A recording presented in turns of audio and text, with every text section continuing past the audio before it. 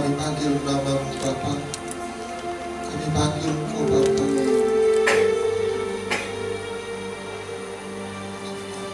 Basuh hati kami, pikiran kami dengan darah Putra-Mu. Buat kami mengenal Engkau tahap demi tahap. Ampuni dosa dan salah kami. Layakkan kami menerima anugerah. Marilah Engkau berbicara kepada kami semua. Tolong kami Tuhan. Rahmat anugerah menyertai kami. Terpuji nama-Mu.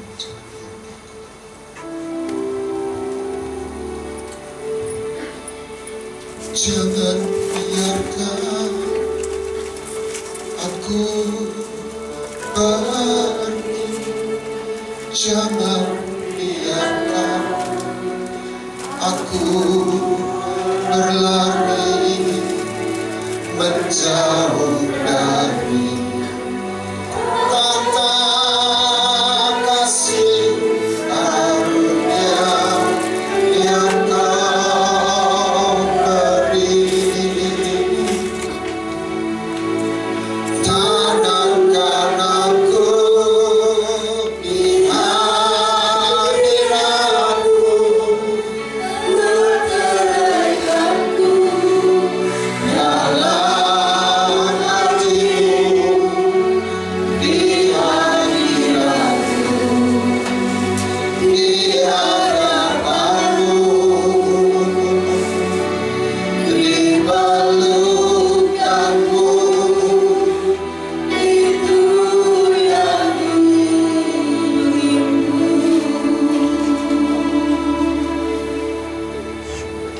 Bapak, terima kasih. Sampaikan apa yang Kau ingin sampaikan. Anak-Mu menyediakan diri sebagai bejana. Anak-Mu bukan siapa-siapa, orang yang berhutang kepadamu. Melayakkan kami. Di dalam nama Yesus kami berdoa. Amin. Silakan duduk kembali. Saudara, kalau Anda punya Alkitab elektronik, Anda bisa download versi ILT, Indonesian Literal Translation. Memang di situ ada kata Elohim, Yahweh. Ya, ada orang yang setuju, ada enggak. Tetapi yang ingin sampaikan bukan Yahweh Elohimnya, tetapi terjemahan ini menurut saya jauh lebih baik daripada terjemahan Alkitab terjemahan baru. Mari kita buka di dalam Markus pasal 10.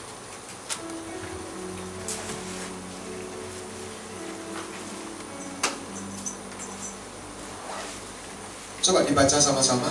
1, 2, 3. Markus 9 ayat 49. Udah? Kita baca sama-sama. 1, 2, 3 terjemahan baru. Ayo, 1, 2, 3 dibaca. Oke.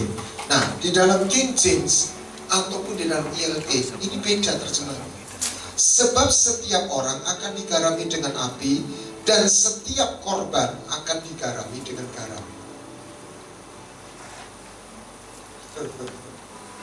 Dan dalam bahasa King James-nya bukan digarami sebenarnya,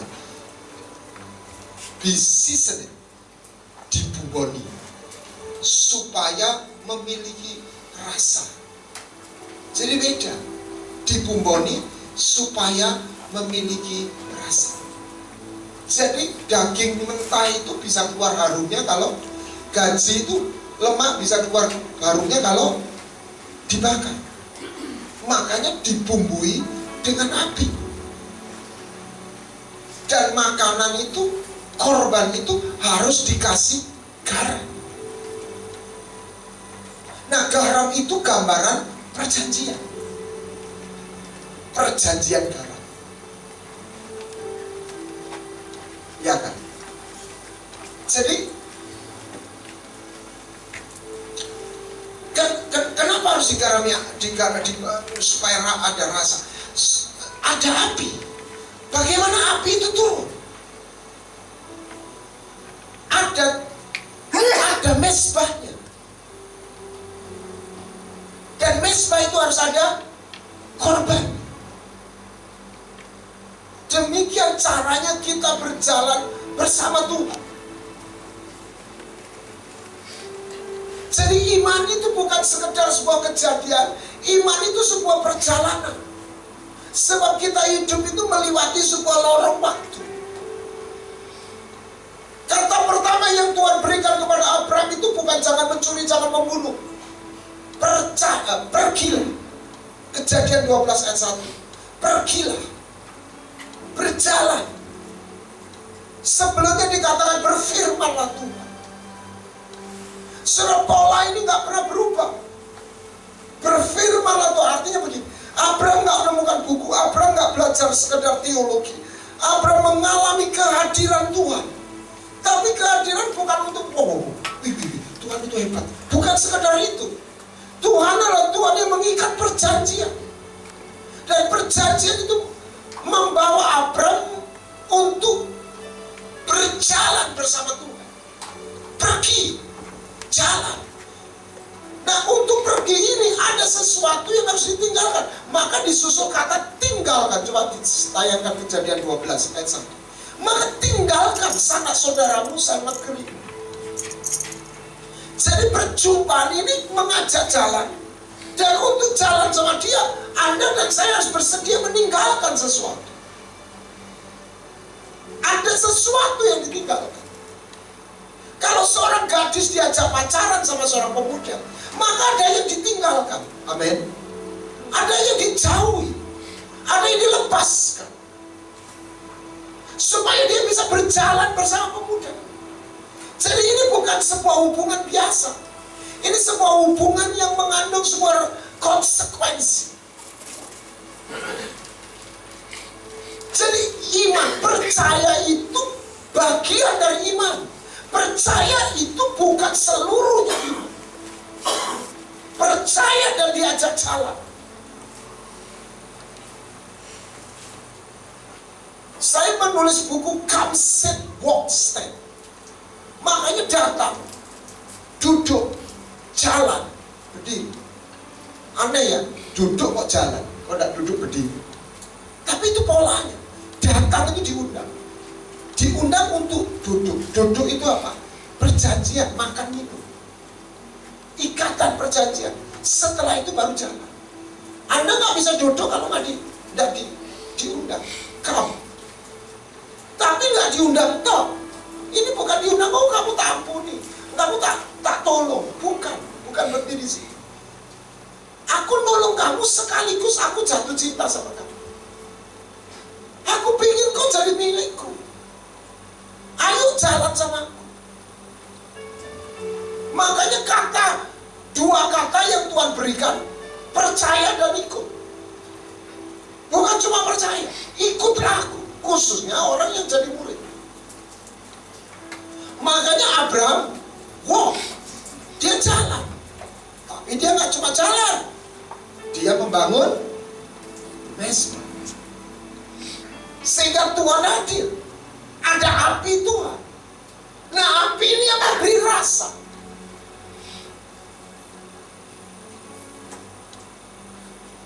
Adalah berbahaya ketika orang sudah kehilangan rasa. Ahli Taurat itu penuh dengan kegiatan, penuh dengan aktivitas. Engkau menyeberang lautan, menobatkan satu orang itu jadi pengikutmu. Dan dia membanggakan diri, dia bermoral, memberi perpuluhan. Tetapi ketika kita renungkan, dia adalah contoh orang yang gak punya rasa. Tuhan berkata dalam Yohanes berapa itu? Yohanes 5 ayat 49 atau 44. Coba dilihat. Aku tahu di dalam hatimu engkau tidak memiliki kasih akan Allah. Bahasa Inggrisnya not love to God, love of God. Jadi rasa itu gak ada, hadirat itu gak ada. Dan Tuhan berkata, yuk kemudian ialah belas kasihan. Jadi ahli Taurat punya moral, punya aktivitas, tapi dia kehilangan passion. Dia gak kepingin ketemu Tuhan. Saya bisa katakan dia menyembah Tuhan. Dia menyembah Taurat, dia menyembah aktivitas rohani. Dia nggak punya hubungan sama Tuhan. Dan dia nggak punya belas kasihan. Saya berkata itu bukan menuding siapapun. Buat saya ini perenungan karena saya pribadi. Karena saya salah seorang yang terjun di dalam dunia apa yang disebut pelayan. Saya boleh keliling kemana, tetapi kalau saya sudah kehilangan passion, saya sudah kehilangan rasa itu, saya sudah gak punya belas kasihan itu. Lihat orang, kekurangan orang, saya gak punya rasa. Saya melakukan sebuah permainan kosong.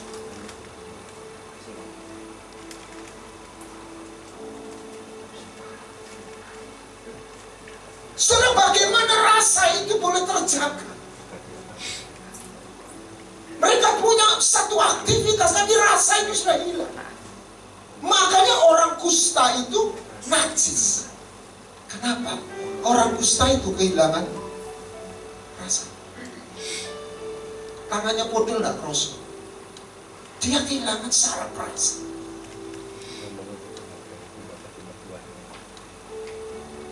Kita ini diberi syaraf itu supaya kan rasa. Tetapi saya nggak bicara rasa itu. Saya bicara rasa di dalam hati, dalam roh jiwa.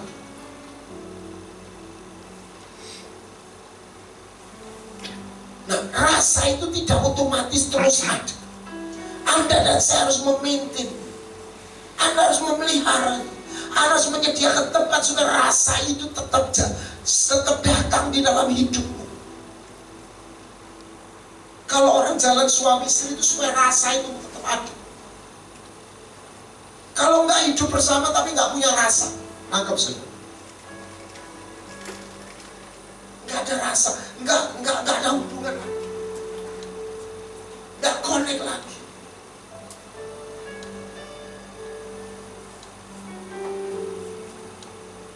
Yang ku kehendaki ialah belas kasihan.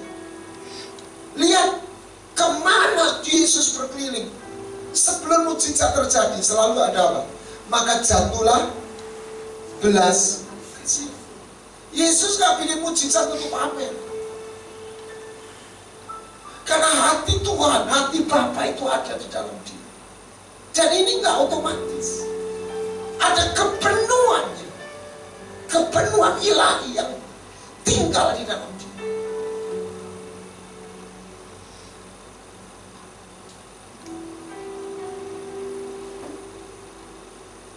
Saudara, ketika saya masih mahasiswa baru bertobat, pembimbing rohani saya berkata begini, cepat bertumbuh, mumpung masih muda, mumpung masih single.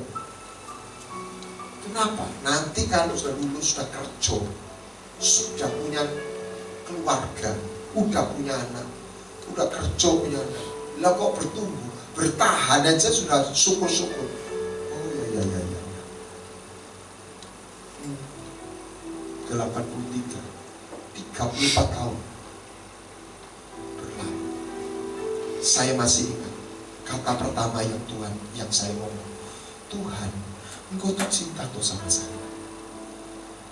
Aku tuh gak tahu Engkau tuh cinta sama saya.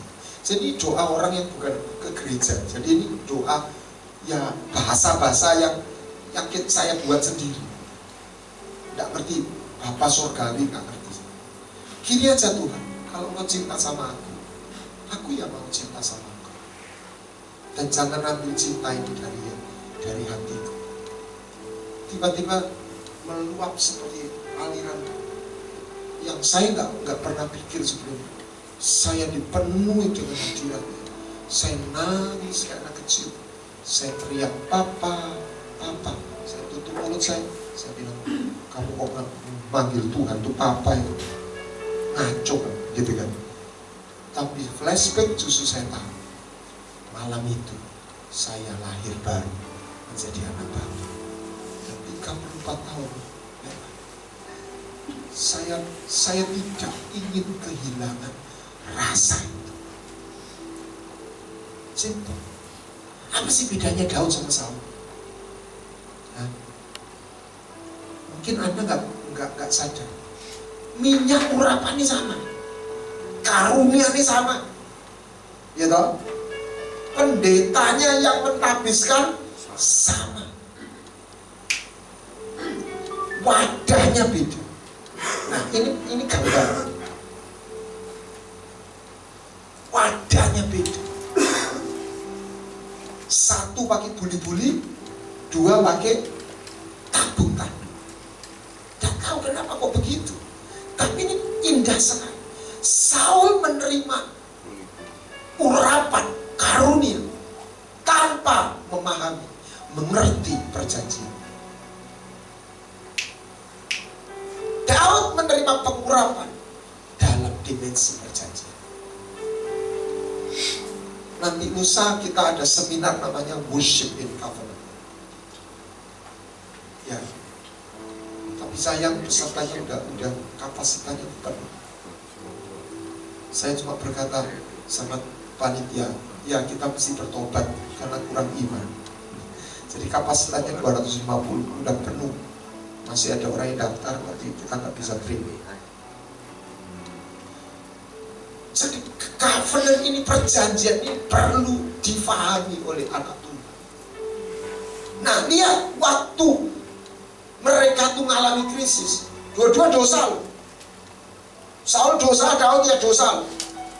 Saul diputuskan Tuhan berhenti jadi raja. Daud kerajaannya terancam. Udah sempat lari dari Yerusalem, Absalom masuk. Respon mereka berbeda. Saul mempertahankan posisinya, mati-matian kedudukannya. Siapa yang mengancam dibunuh. Daud legowo, rela, tidak jadi raja. Aku terima Tuhan. Tapi satu hal yang ku minta, dia bisa nyanyi lagu ini. Jangan ambil rohmu. Aku tidak jadi raja, tidak apa-apa Tuhan. Kalau hari ini tidak pelayanan, tidak jadi ini, tidak apa-apa Tuhan. Aku cuma minta satu, jangan ambil hadiratmu dalam hidupku. Ini bukan bicara karunia, ini bicara the presence of God. Ini tidak bicara karunia Roh Kudus, bernubuat, melihat. Ini bicara sebuah hubungan. Biliam tuh bisa lihat loh, bisa lihat begini, bisa lihat surga, dengar suara Tuhan. Saya kasih lihat lebih ekstrim.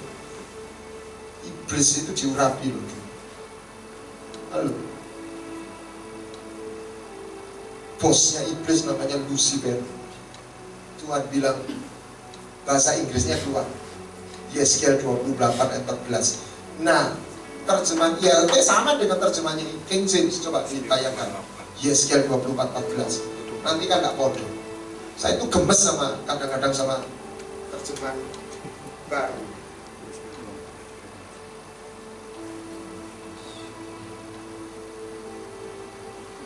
Saya tak tahu bagaimana mereka itu menerjemahkan.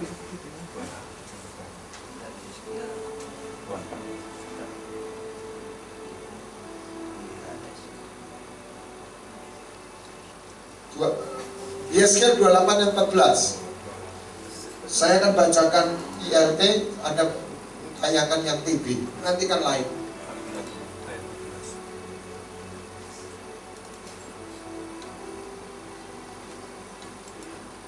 Tolong. Ku berikan tempatmu di dekat kerub yang berjaga. Engkau adalah kerub yang diurapi. Itu toh. Bahasa Inggrisnya lebih jelas. Not you are, you were the anointed cherub. Anda punya bahasa Inggris. You were itu apa? Debien, lampau, bukan sekarang, dulu. Jadi Lucifer itu apa? Diurapi. Lucifer itu kenal namanya urapan. Lihat Tuhan lo di surga lo. Problemnya apa? Hatinya busuk.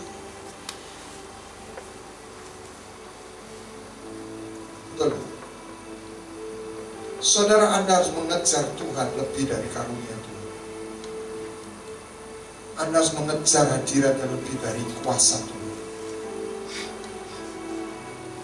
Bukan berarti kita nggak perlu. Kita perlu kuasa. Kita perlu karunia untuk.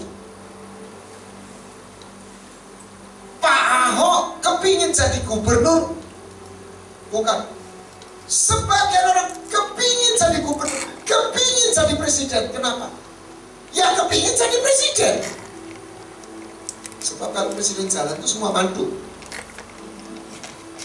Pak Ahok kepingin tetap jadi gubernur, dia ceritakan.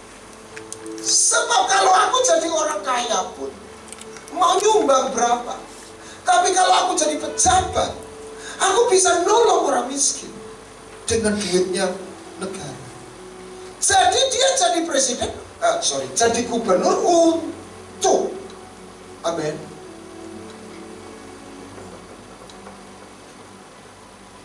untuk tujuan.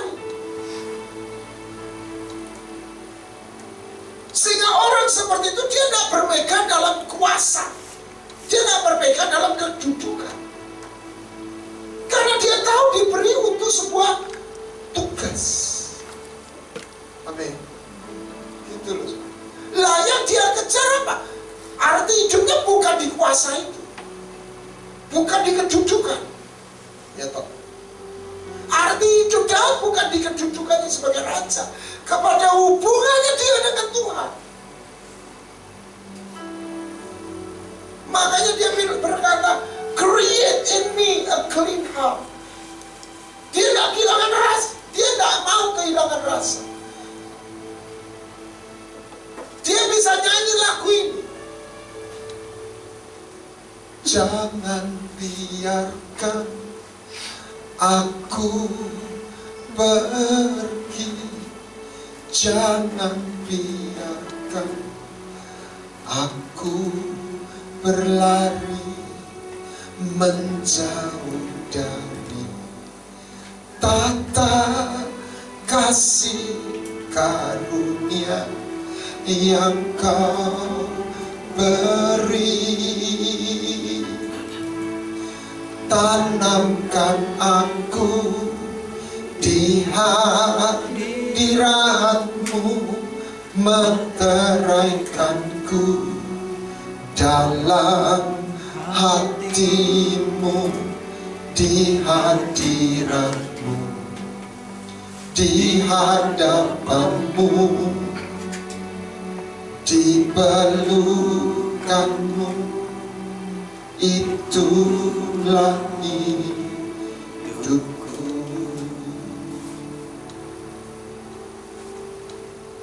Saudara, tapi ternyata Daud tidak pernah kehilangan raja. Dia rela kehilangan raja. Justru dia nggak kehilangan raja. Saul mempertahankan. Dia kehilangan kerajaannya. Dia kehilangan nyawa.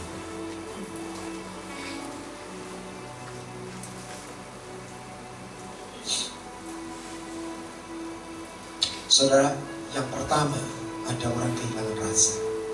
Yang kedua ada orang yang dipenuhi dengan rasa pahit seumur hidupnya. Dia nggak pernah Dia nggak pernah bisa melepas rasa pahitnya. Siapa dia? Esau. Kita buka dalam Ibrani pasal 12 kalau nggak salah. Saya lupa.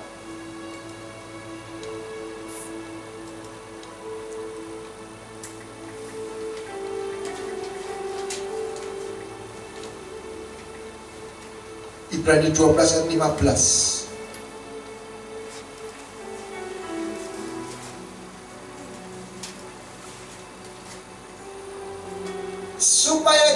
Supaya jangan ada seorang pun menjauhkan diri dari kasih karunia Allah, agar jangan tumbuh akar yang pahit. Jadi seumur hidupnya Esau itu menyimpan kepahitan dan tujuannya cuma satu, ngejar dan ingin menghancurkan Yakub. Memang ada salahnya Yakub sih bohongi Esau. Dan sejarah mengatakan waktu Raja Babel menjara Yerusalem, itu Edom keturunan Esau itu ikut terus mengejar. Anda baca nanti kitab Amos, kita mau baca, nanti kita bisa lihat. Itu isinya Edom. Karena karena kegeramanmu, kamu menyimpan kegeraman kepada saudara, terus dikejar.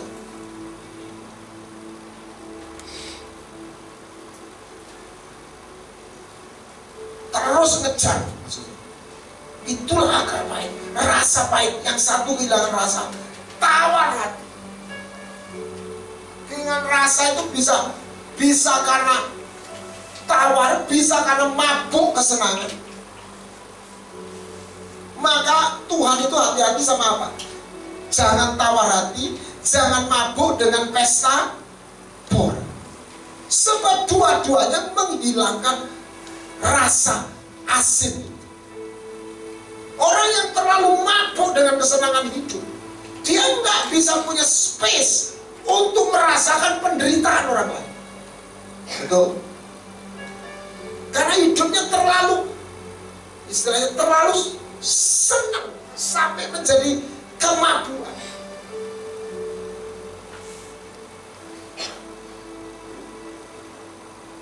Makanya orang perlu mengalami rasa sakit. Sebentar, nanti saya jelaskan. Jadi nggak punya rasa.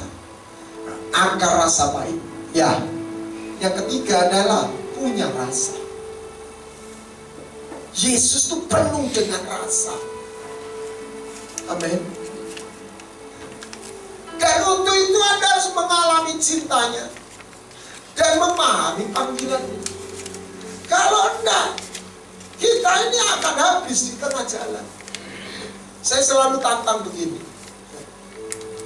Kalau Anda ikut persekutuan dan ke gereja seminggu 3 kali, 1 tahun berapa kali? 50 kali. 3 kali seminggu, 52 minggu toh, 150 kali ke gereja, ke aktivitas pertemuan. Kalikan 5 tahun berapa? Udah 5 tahun lebih kan jadi Kristen. Berapa? 750. Saya tantang, gak bosen.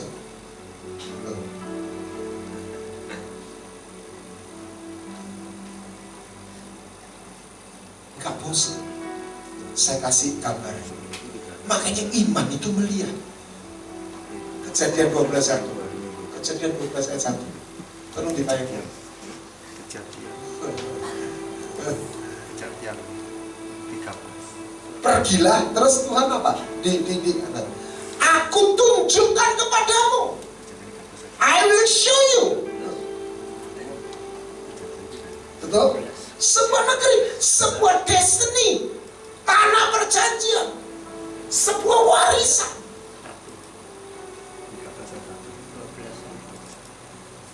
Baik itu warisan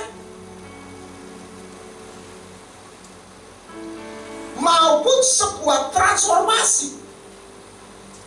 Pergi dan ke negeri yang kutunjukkan. I will show you.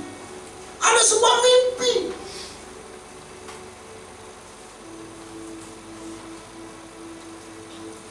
Kalau saya bertekun, sebentar. Kalau saya latihan fitness, saya di rumah ada satu alat, cycling, bukan treadmill, tapi ya treadmill. Saya latihan kira-kira 20 menit, sambil dan sebagainya. Oke. Kalau Anda pegang sebuah benda 1 kilo, enteng dong, tapi lah 5 jam, berat. Anda latihan 30 menit sehari, enteng. Tapi lah 5 tahun tiap hari, belum tentu bisa. Kalau saya lihat cuma alat itu, misalnya ngene meneh, ya bosen dong. Gitu loh, kita ini harus jujur gitu loh. Lah, saya tuh bisa bertekun karena Karena saya itu melihat diri saya, dan saya diajar oleh bapak rohani saya. Saya dulu mantan atlet. Jadi saya itu dalam identitas ya saya ini seorang yang olahraga gitu. Tapi saya dapat pengajaran kesehatan ilahi oleh bapak rohani saya. Dan saya lihat dia sampai 80 itu bisa main tenis. Terus saya lihat Alkitab, ternyata saya temukan di Alkitab itu namanya man of God. Itu sehat sampai meninggal. Enggak ada yang sakit. Saya bilang ini betulnya ini kayak begini. Saya nggak ngomong orang baru. Saya nggak lihat realitas sekarang atau apa. Ini janji Tuhan. Bahkan orang Israel itu 40 tahun nggak tanya dokter. Loh, betul nggak? Saya nggak ngomong orang sakit dosa. Tapi ini kita harus kenal, tahu caranya. Nah, salah satu, saya nggak katakan kalau orang sudah olahraga dijamin sehat. Nggak. Sehat itu anugerah. Saya ketemu Pak Stefanus, sahabat orang sakit, dia bilang, hanya orang bilang sehat itu mahal. Keliru. Sakit itu mahal. Ya bener Pak, bener sampai dia bilang. Sakit itu mahal, sehat itu anugerah. Sakit itu mahal, bukan sehat itu mahal. Itu orang yang jual obat, sehat itu mahal Pak, jadi harus beli. Sakit itu mahal, betul. Orang kalau bisa sakit, bisa bangkrut. Sehat itu anugerah. Tapi jangan semua dikasihkan Tuhan. Suruh Tuhan. Tuhan punya bagian, kita punya bagian. Cara makan. Nah ini kalau sampai ke sana. Jadi ibadah ini kan kalau bawa korban itu kan kepala, usus, paha. Kepala itu berarti pikiran. Di situ ada mulut, usus. Jadi cara mikir. Otak kita ini ngeres apa? Bersih, gitu. Mulut kita berarti perkataan. Paha itu apa? Perbuatan. Usus itu apa? Makan. Ibadah itu salah satu makan. Nah ini dalam hal ini seringkali justru pendeta sih melanggar. Alasannya gini, saya sudah menjauhi dosa yang lain, hiburanku ya makan.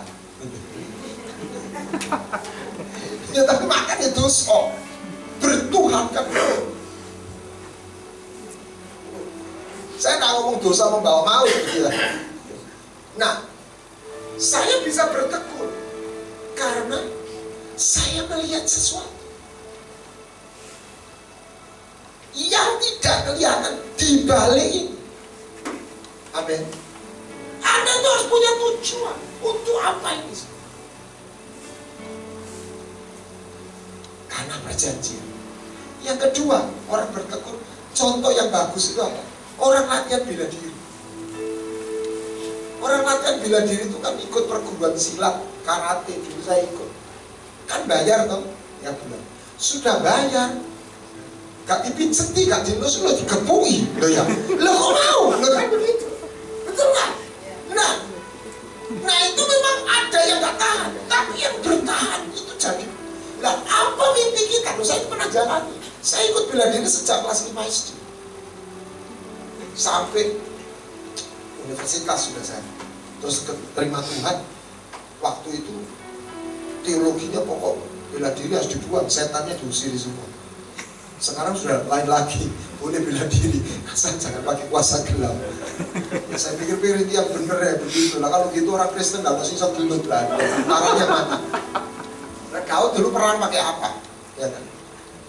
Saya sekarang olahraga tapi nggak bela diri. Oke. Nah, apa yang kita bertekun? Untuk apa kita bertekun? Perhatikan. Kita ingin jadi pendeta. Ya toh? Jadi hero, jadi jago. Lah, kita harus lihat, kita mau jadi seperti Yesus. Jadi di situ baru kita mau menerima rasa sakit dan punya rasa. Contoh, orang kalau sudah fitness, terus dia narik barbel gitu. Rasanya itu ototnya tuh lain. Nah, itu secara fisik itu yang saya umpamakan rasa. Anggap saja, nggak lemes. Nah, saya nggak bicara fisik. Rasa di sini harus Anda maintain. Di situ saya bisa katakan orang itu tidak bisa benar. Amin.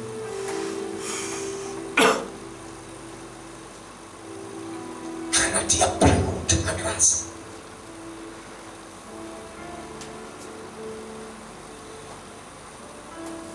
Orang yang penuh roh itu, dia nggak bisa tuh.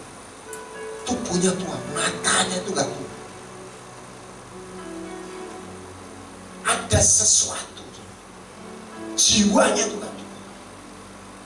Karena dia punya passion. Tapi itu nggak otomatis.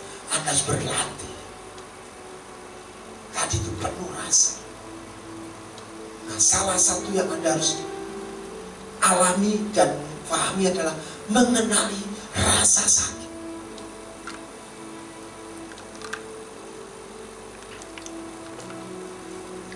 Saya boleh cerita kesaksian ini? Boleh? Izin dulu.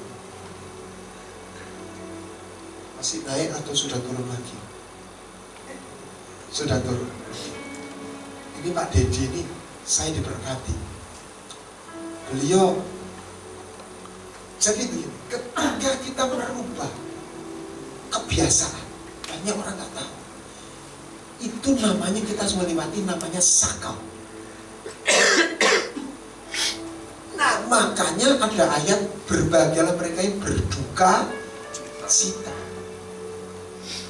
maka mereka akan dihibur.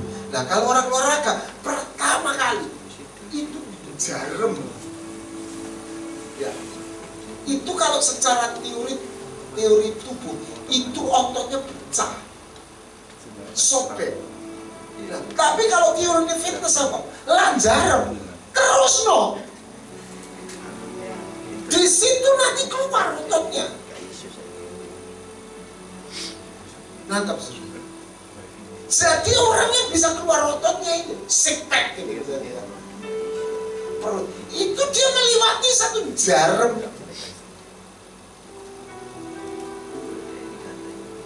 Nah, sebuah proses, makanya nggak semua orang bisa lepas dari kebiasaan yang tidak semestinya. Karena dia melewati sakau. Nah, kalau dia bersedia, maka dia ketemu penghibur. Makanya berbahagialah orang yang berduka cita. Sebuah proses atau lepas dari dosa. Proses dulu. Pak Dedi ini pernah mencapai berat 120, 133. Terus dia datang ke dokter, dokternya rotok pedes ngomong, kalau kamu mau masih hidup, kamu turunkan berat badan. Ya. Dia cerita, saya ketawa, tapi saya tidak mentertawakan. Saya diberkati, bos. Terus dia ikut program Herbalife. Saya nggak jualan Herbalife loh ya. Saya cerita aja. Betul ya. Ini kebetulan dia teman saya. Terus kan Herbalife itu kan seperti Roh Kudus, penghibur. Nggak makan, diganteni. Tetap lapar, tapi gak sepiro lapar. Ngerti? Ini prosesnya seperti itu. Anda kena tifus, antibiotik, tapi juga ada penurun panas. Penurun panas itu Holy Spirit. Loh, ngerti saudara? Tapi itu tidak nyembuhkan. Anda nggak bisa semuanya ke Roh Kudus, harus firman. Gitu. Tapi Anda harus mau sakau. Seperti apa sakau? Nah, orang biasa makan 5 kali, tidak makan, itu sakau. Makan 3 kali itu sakau. Nggak usah nggak makan. 5 kali jadi 3 kali itu sakau. Betul? Siapa yang biasa makan 5 kali? Makan 3 kali, nantilah ngeling. 3 kali jadi 2 kali, itu juga kerosok. Nah masalahnya kalau dia makan porsi utuh 5 kali, ya, kalau remaja masih di bawah 20, itu penuh kasih karunia. Ya kan? Ini analoginya dengan hidup rohani itu sama. Tapi kalau sudah 30-40, Anda harus menggenapi kebenaran. Tidak cukup kasih karunia. Nah ini banyak orang main kasih karunia dulu, kok gak apa-apa. Lah masih saya makan 5 kali ya gak gemuk. Waktu SMP, SMA. Begitu loh maksud saya. Tapi kalau 40-50, bisa gak gemuk? Bisa. Tapi Anda harus ngatur, ganti gigi. Cara makannya, musimnya harus beda. Saya itu kalau pas itu makan tuh 1,5 kali. 1 makan besar, yang lain tuh makan sayur apa mestinya. Perut tuh harus. Tapi seringkali perut sama mulut ini nggak podo. Betul ya? Dia yang penuh kasih karunia.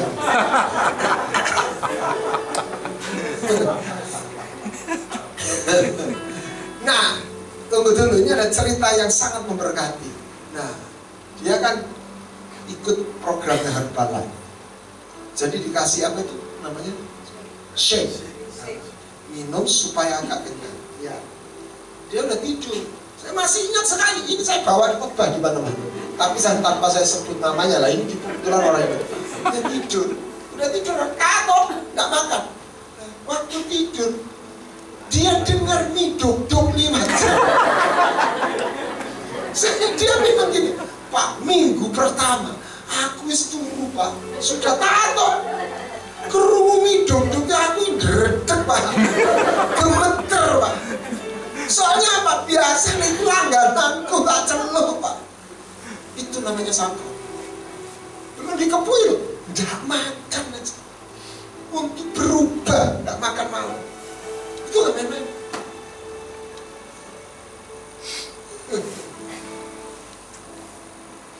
Nah makanya salah satu yang kita harus pahami, topik sendiri saya lagi mau nulis buku, mengenali dan memahami rasa sakit.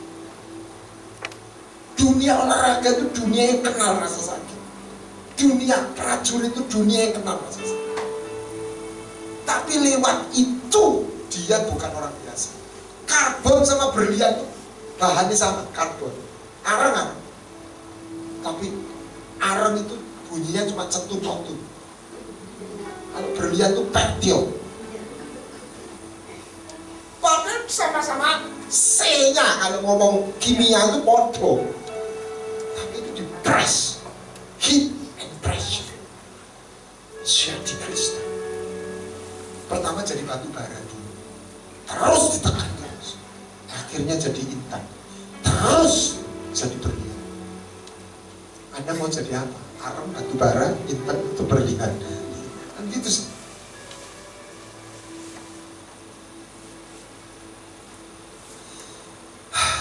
Nah, coba lihat ya, misalnya orang selingkuh, hubungan yang tidak seharusnya. Katakan seorang gadis, dia pacaran sama seorang pria yang sudah beristri. Nggak boleh kan? Dia jemaat gereja, gembala pakai sini. Kamu ngerti? Kamu nggak boleh sama pacaran sama dia.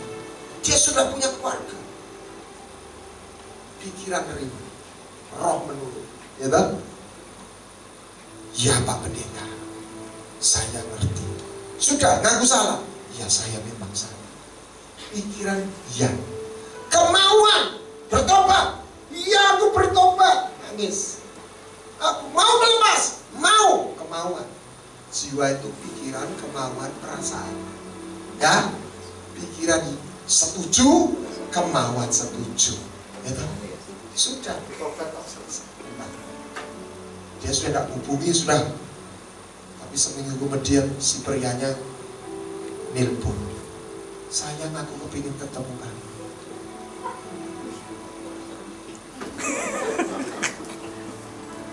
Loh, kita nggak boleh menghakimi. Ini pergumulan. Karena sudah sultan. Apalagi kalau pacarannya sudah dalam. Loh ini Catherine Truman, apa yang Catherine Truman yang menobatkan Benny? Dia pernah menikah dengan seorang pria yang sudah beristri. Dia nggak tahu. Dia waktu naik jalan di pelaminan ini, dia Tuhan berbicara, pingsan karena pergumulan tadi. Tapi dia teruskan.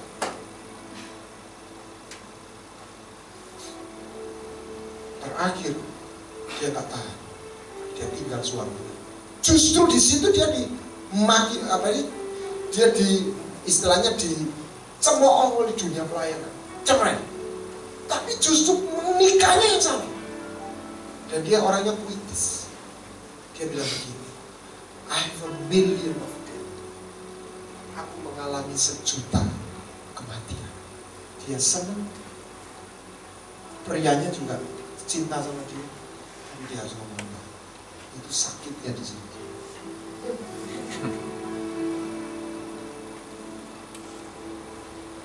Itulah perjanjian potong. Nah di situ Roh Kudus memberi petunjuk. Tapi kita harus bersedia berduka. Lepas dari dosa, diperbaiki. Gigi luka, kena saraf. Dokter gigi gak langsung nempel, langsung ngebor. Pasti disuntik pemati rasa dulu. Betul gak? Kalau enggak, oh dokter giginya bisa dijejak, dipukul.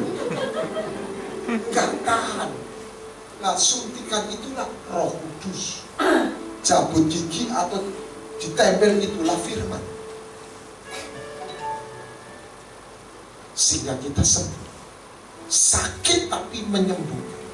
Kalau racun, sakit membunuh. Anda harus mengenali dua-dua. Kita harus menang sama sakit yang membunuh. Kita harus bersedia menikmati proses sakit yang mengubah.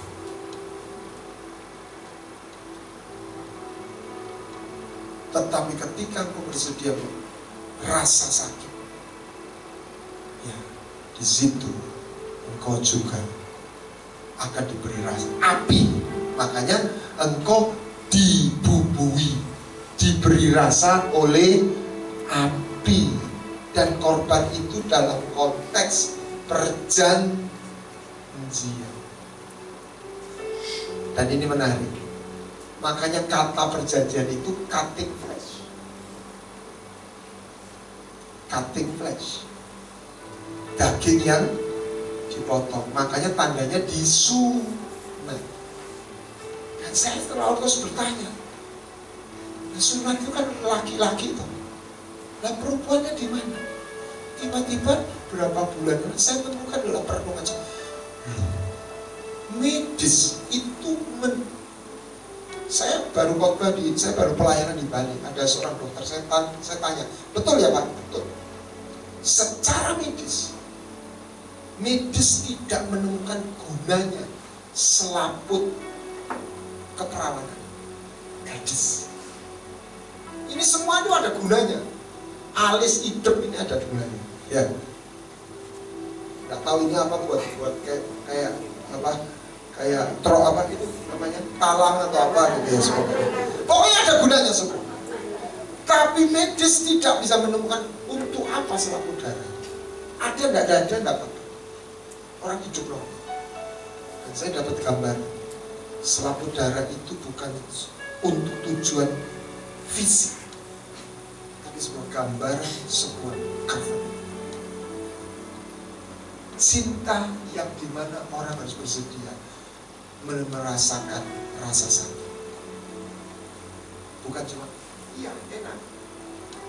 Maka bawalah orang yang mengikat perjanjian dengan aku berdasarkan korban sembelihan. Mazmur 50 ayat 5. Judulnya ibadah sejati. Di situ lahir penyembahan. Menyerahkan tubuh. Sebab seorang gadis kalau dia menikah dan dia melakukan hubungan intim pertama kali dengan suaminya, di situ selaput darahnya nomor 5. Cutting flesh. Di situ dia menyerahkan tubuh dan hidupnya. Korban sembelihan, tubuh dan daging dan darah. Darah itu hidup. Tuhan sudah melakukan. Orang pilihannya dipanggil melakukan yang sama. Dari Tuhan itu namanya redemption. Dari kita namanya worship. Semerbak marwasa. Salah satu tujuan seminar ini supaya memberi pemahaman kepada orang Kristen, umat Tuhan. Ini bukan agenda saya merasakan itu. Bukan hanya nyanyi, bukan sampai di jiwa, tapi bagaimana ini sebuah panggilan, sebuah cinta yang kita harus rela merasakan sebuah sakit, karena Tuhan itu juga rela sakit untuk kita. Dia bukan Tuhan yang ongkang-ongkang di surga.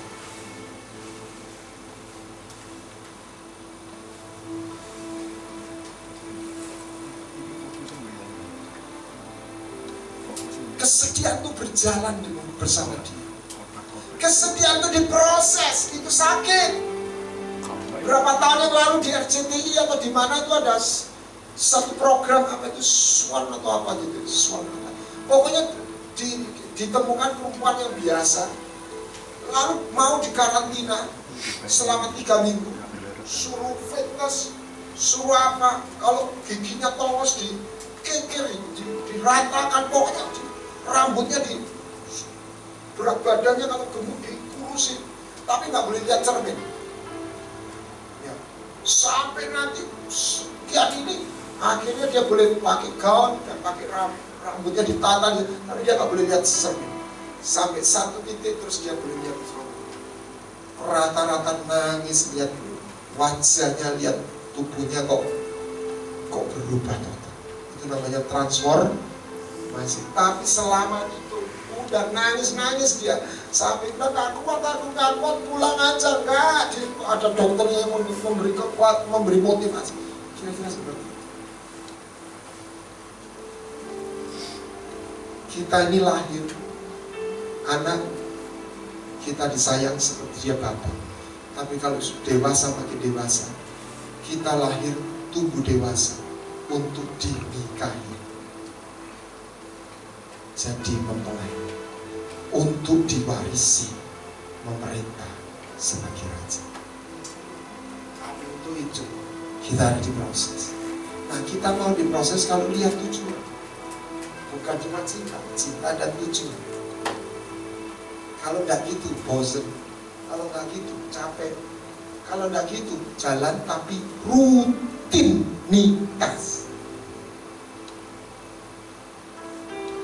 Orang Israel putar-putar jalan tapi rutinitas, matahari terbit, matahari terbenam.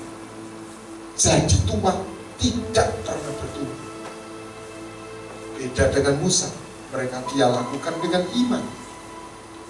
40 tahun mengubah dia dari seorang pecundang menjadi sahabat Tuhan. Amin. Jadi mental kita, roh kita ini seperti seorang olahragawan, seperti seorang prajurit, seperti seorang petani. Prajurit itu rela. Apa? Atlet itu tekun. Petani itu generous. Emas katanya sama. Itulah iman. Hidup oleh iman. Sejauh mana kita mau melangkah. Berkat itu tambah. Itu janji-janji supaya kita bertekun terus, dihibur, dikuatkan. Makanya kalau di karate apa? Dikasih sabuk supaya penghiburan. Kalau sekolah apa? Dikasih gelar. Gelar itu supaya iming-iming supaya orang mau belajar. Sebenarnya kalau orang mau belajar tanpa gelar ya bisa pintar juga.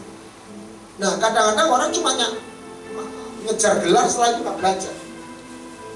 Ilmunya nggak bisa kuasai. Walaupun sudah jadi sarjana. Gitu loh saudara. Kita harus melatihnya terus. Sampai kapan? Sampai akhir hidup kita.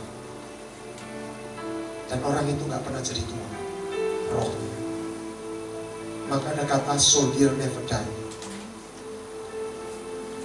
Dia punya jejak, dia punya tapak, dia diproses, dia bukan arang.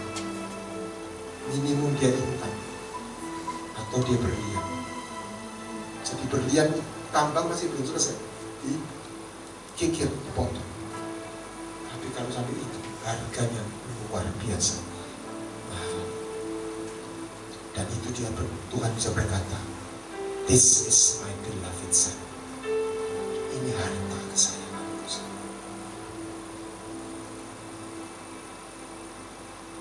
Rindukan, inginkan.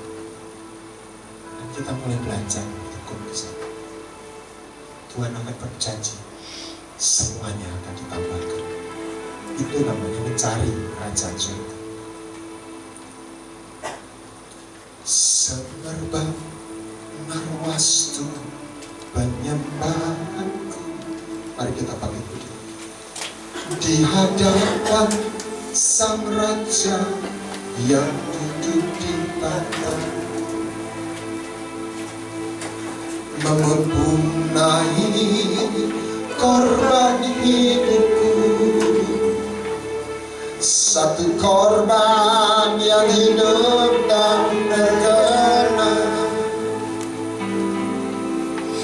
Di bawahnya aku dikebunnya. Siapa mau, siapa rindu? Aku jadi kekasih Raja. Amin, amin. Dikurangkannya isi hatinya. Aku jadi sahabat Raja.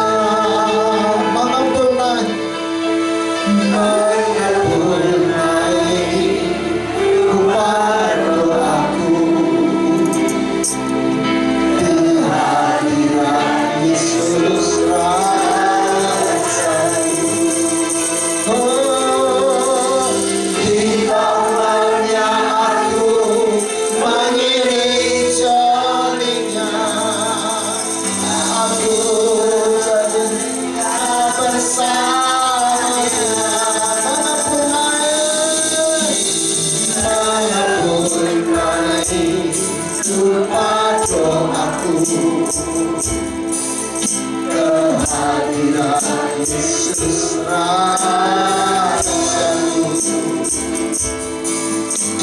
di bawahnya aku mengiring jarinya. Aku memerintah bersama Dia. Buka tangan, berperkara, melihat ke atas. Ora masaka ora mataki ramataku ramasaka maramataku rupusikirana kamaramu. Ora masikirana membawa persembahan kita. Ora masikirana masuk. Irana masikirana masuk. Ora matakara masuk.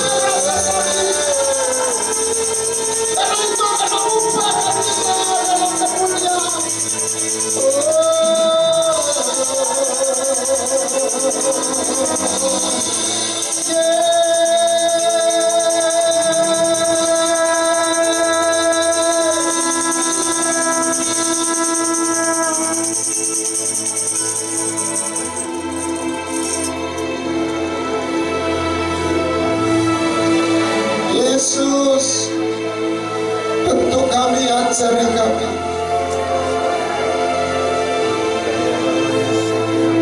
beri kami ketekunan, beri kami kekuatan.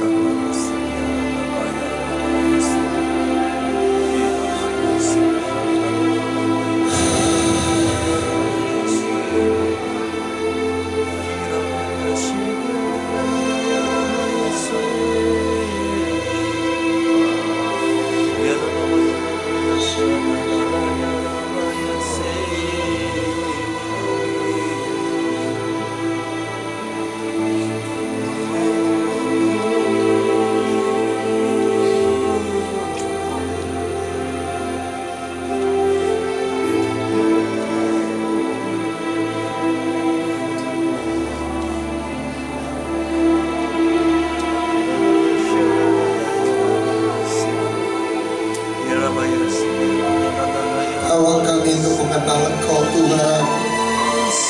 Kami rindu mengenal Engkau dan dikenal oleh Engkau. Kami taruh hidup kami di bawah kaki-Mu. Kiranya kami mendapat kasih karunia di hadapan-Mu. Haleluya, haleluya. Ampuni dosa dan kesalahan kami. Bersihkan kotoran di dalam pakaian kami. Bersihkan, gantikan dengan pakaian yang baru dalam nama Yesus Kristus. Haleluya. Bubuhkan minyak urapan itu. Haleluya. Apa kita bersedia makan dan dimakan oleh Tuhan. Ini cinta yang mengundang kita memberikan tubuh dan darah kita, tubuh dan hidup kita. Haleluya.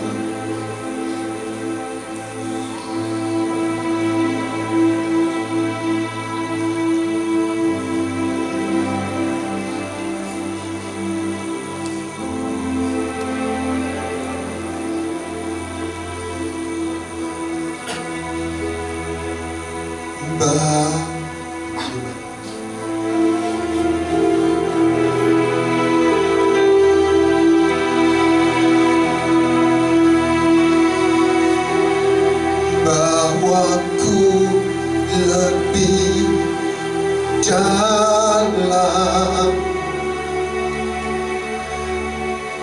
masuk hadirat-Mu. Jangan biarkan ku di belantara.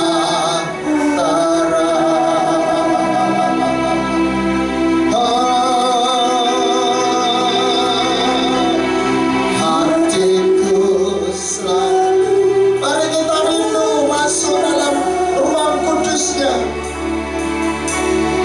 dalam hadirat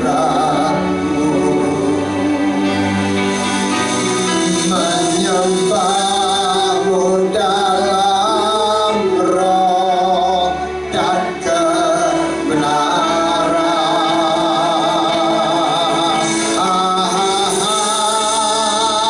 Take me to your heart, to your heart. Biar ku selalu dekat. Take me to your heart, to your heart. Izinkan ku melihat kemuliaan-Mu, Tuhan. Take me to your heart, to your heart. Ku selalu dekat.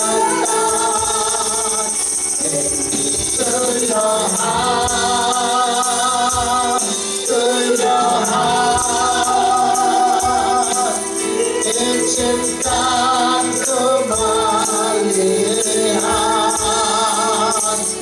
kemuliaan-Mu.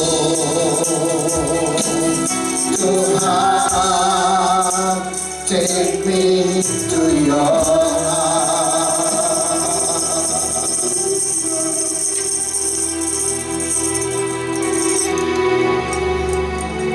Bapa, singkapkan lapis demi lapis kebenaran-Mu supaya kami boleh dikenal dan mengenal Kau. Bukan aktivitas yang menjadi ukuran, tetapi kesetiaan kami berjalan dan membawa persembahan dan menyelesaikan apa yang harus kami kerjakan. Tuhan, bukan kami yang memilih-Mu, Engkau yang sudah memilih kami. Kami minta beri kepada kami anugerah untuk menyelesaikan. Biarlah rahmat-Mu, tumpahkan tangan-Mu atas anak-anak-Mu di tempat ini. Jamah yang sakit Kau sembuh, yang lemah Kau kuatkan, yang susah Kau hibur. Biarlah kehadiran-Mu menghibur dan menguatkan kami senantiasa. Terpuji nama-Mu Tuhan. Hadirat-Mu adalah segalanya buat kami. Hadirat-Mu adalah arti hidup kami. Terima kasih Bapa. Terima kasih. Terpuji nama-Mu di dalam nama Yesus Kristus. Kami berdoa dan mengucap syukur. Sama-sama katakan amin. Tuhan memberkati. Silakan duduk kembali. Saya serahkan.